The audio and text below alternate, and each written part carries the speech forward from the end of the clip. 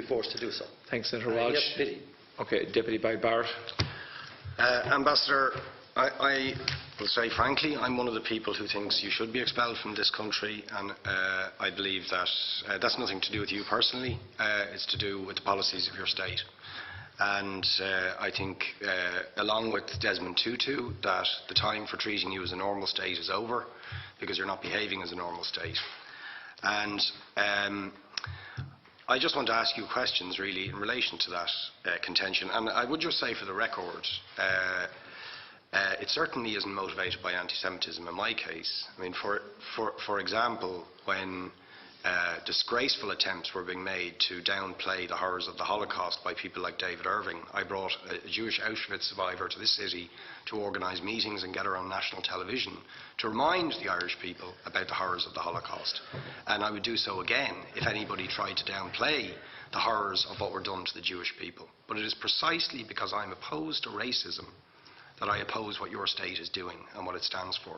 So I just want to ask you a few questions in relation to that. And I should also say, by the way, I lived for a year on Moshav Neot Hakikar in the Dead Sea in 1987, 2 weeks before the first Intifada broke out. That leads me to my first question. You have tried to cover over what you have done, the killings of innocent people in Gaza on 3 separate occasions over recent years, the seizure of Palestinian land and so on, by attacking Hamas. Now, why don't you just admit that Hamas didn't exist when the first Intifada took place? They didn't set up an armed wing until the early 1990s. And that there was a reason that PLO were in Tunis at the time, exiled, effectively not present. But the ordinary Palestinians rose up because you denied them basic rights. I lived there. It was apartheid. It was racism. It was endemic. It was rotten. Absolutely, I was shocked within weeks of living there to see how you treated Palestinian people. And isn't it the fact that the law of return, which is the basic law of the Israeli state, is a racist apartheid law because it confers rights on Jews that it denies to Palestinians? It allows, for example, if I was Jewish and had never stepped foot in Israel, I could claim citizenship there tomorrow, but 6 million people whose origins are in what you now call Israel, who were forced out in 1947 or 48, do not have that right. Isn't that part of the reason why the Palestinians are in dispute with Israelis?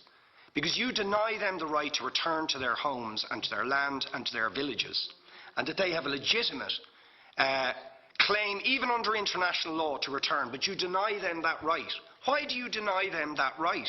And why do you give that right to other people who have no connection whatsoever with the land, whether you call it Israel or whether you call it Palestine?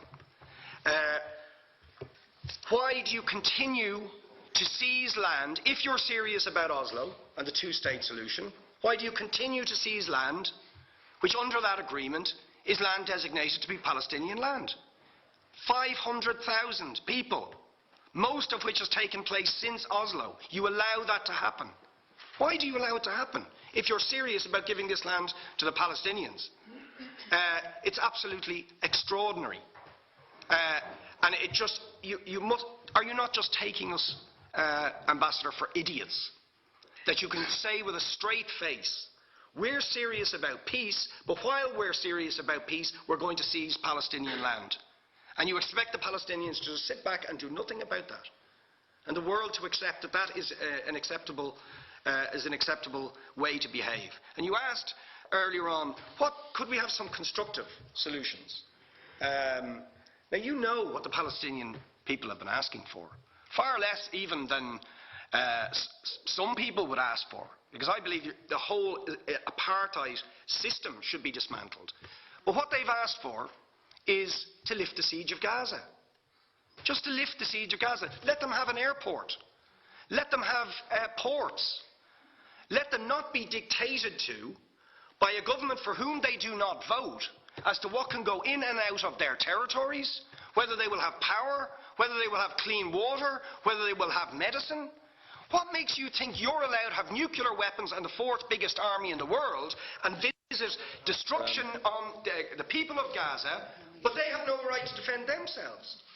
They have no territorial Deputy, sovereignty could I over that land. Could you ask questions, please? Have they Start own taking their on own? speech. How do you justify that? Yeah.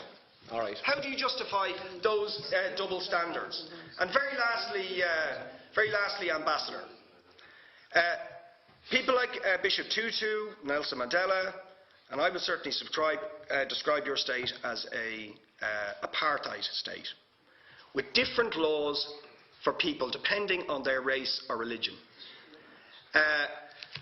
Now, isn't that just the case that, for example, at checkpoints going into the West Bank, there's a channel if you're Israeli or European, and there's a channel if you're Arab?